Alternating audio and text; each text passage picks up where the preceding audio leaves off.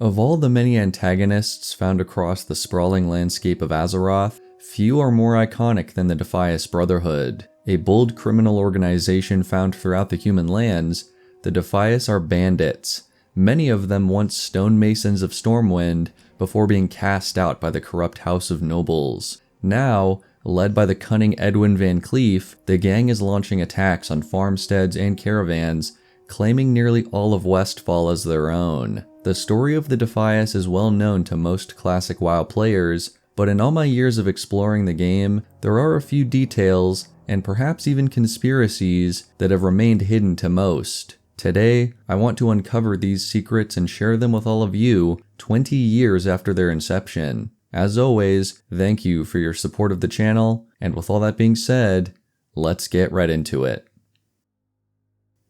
The Deadmines are the stronghold of the Defias, a twisting labyrinth of tunnels and foundries that stretch far below the Dagger Hills. At the far end, a massive grotto conceals a grand weapon, a restored naval juggernaut from the time of the Second War. The enemies here reflect the more maritime theme, with pirates, goblins, and even a murloc barring the way to Van Cleef himself. But the outlier among these is Mr. Smite, first mate of the crew. On top of the memorable voice lines that play as heroes invade the cove, Smite is a Tauren, seeming out of place this far from Kalimdor, but there is a theory as to how he ended up here working for the Defias. It is possible that Smite was once a member of the Grim Totem tribe, an aggressive clan of Tauren primarily found across the ocean with their own troubled history. 5 years ago, when the other tribes pledged their service to Thrall and the New Horde, the Grim Totem clan revolted, refusing to join such a union.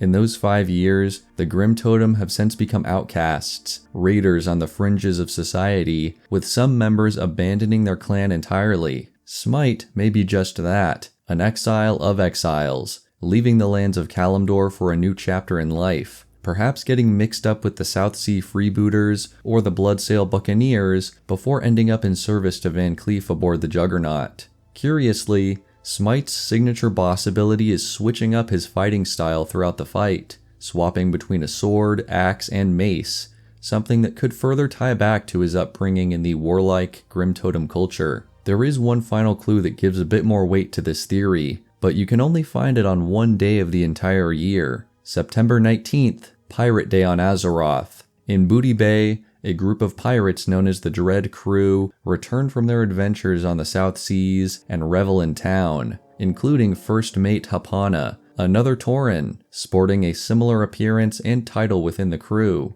Even more proof can be found by interacting with him, with his flavor text reading, "Beneath the fur of one massive arm can be seen a tattoo of the word Magatha in an arrow-pierced heart." This is an obvious reference to Magatha Grim Totem, a leader of the tribe, and putting all these clues together could imply Hapana and Mr. Smite followed a similar path from outcast to pirate, and maybe even served together for a time on Captain Demaze's Dread Crew. We may never know for sure, but the pieces of the puzzle are certainly there.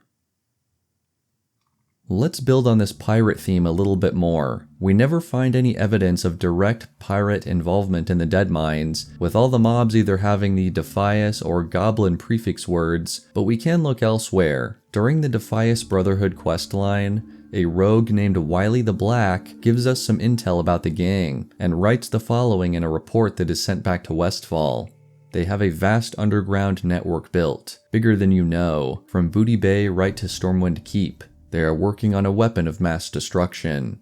This is an obvious reference to the Juggernaut being built in the harbor, but there's more to unpack here. The reference to Booty Bay could tie to the Goblin shipbuilders in the Deadmines, but it seems unlikely the neutral Blackwater raiders of the port would want to be involved directly with the project. There was also the connection between the Defias and a lone goblin with the Zanzil conspiracy that I discussed in its own video, but we still have a link to a specific pirate group missing. It wouldn't be until level 40 when we can finally uncover an answer. To the south of Booty Bay, the Bloodsail Buccaneers, a dangerous band of pirates, have made landfall on the wild shore, preparing for an attack on the city. While trying to prevent the invasion from happening, you might pick up a set of lengthy Bloodsail orders, which includes one very important detail.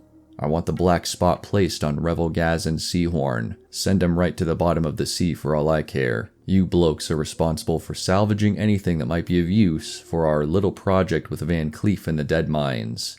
Right here, on page 2 of a quest item that most players probably don't read, is evidence of the Bloodsail Buccaneers sponsoring Van Cleef's project. 20 levels after eliminating Van Cleef, the source of his naval war machine is finally dealt with. It had always bugged me that the Defias would have had the know-how and resources to find and repair an old juggernaut all by themselves, but teaming up with the Bloodsail, or perhaps buying the vessel off them to begin with, in my opinion, makes a lot more sense.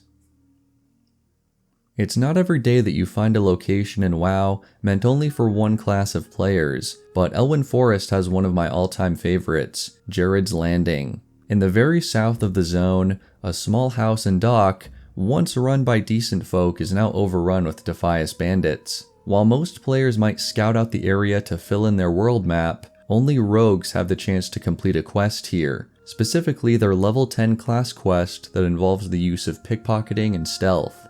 The reports indicate that the Defias have taken over Jared's Landing and are now using it as a way to smuggle large quantities of contraband from Red Ridge to Westfall. I need you to infiltrate the dockhouse and get me that shipping schedule. You will probably find it buried deep in the pockets of the dockmaster. This quest establishes a link between Westfall and Red Ridge, a zone that is noticeably lacking in Defias activity. Or is it? This quest seems to indicate otherwise, but we're going to have to dig deep to find any other sort of link. In my previous video about the Zanzil conspiracy, I outlined a plan in which goblins of the Venture Co. smuggled samples of Zanzil's poison upriver to the Defias agents at Mortwake's Tower. If this idea hinted at in the Snatch and Grab quest is valid, then we might expect a similar supply line to be found running from somewhere in Red Ridge to Jared's Landing to the secluded tower. But where does this supply line originate? Part of our answer might come from an obscure quest known as the Stresses of Iron, which begins in Cathedral Square and involves the search for a dark-colored ore that can be used in ink dye. The Rethban Caverns in northern Red Ridge are just the place to find it, but the tunnels have been overrun with gnolls mining for the material. While the gnolls and their leader, Ardo Dirtpaw, might appear as just a brief inconvenience as you go along the story, it stands out as odd to me that gnolls would take over a mining claim just to grab some ore that's used in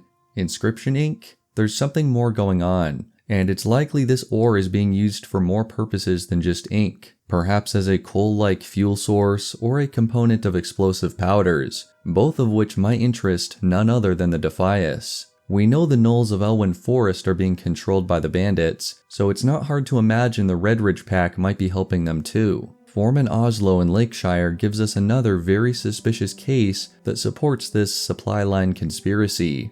We sent word to Stormwind for a new shipment of materials, but a band of Red Ridge gnolls hijacked the caravan and ran off into the hills behind Lakeshire. Now we're coming up short on supplies to get this bridge rebuilt. If you can bring me some iron pikes and rivets, I'll make sure you're rewarded.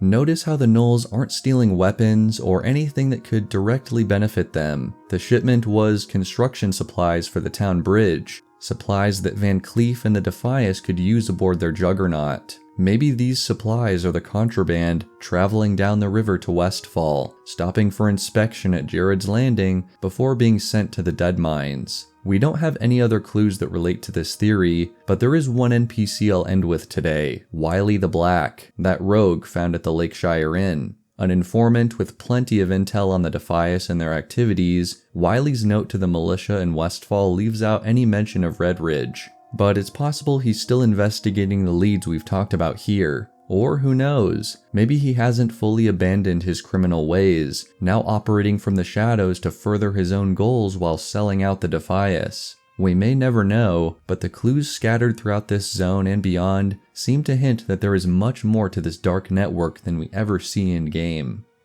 Thank you all so much for watching. I hope you enjoyed these 3 exposés on the Defias Brotherhood, and maybe the next time you venture into human lands, you'll keep an eye out for these little secrets. Until next time, may the Force be with you.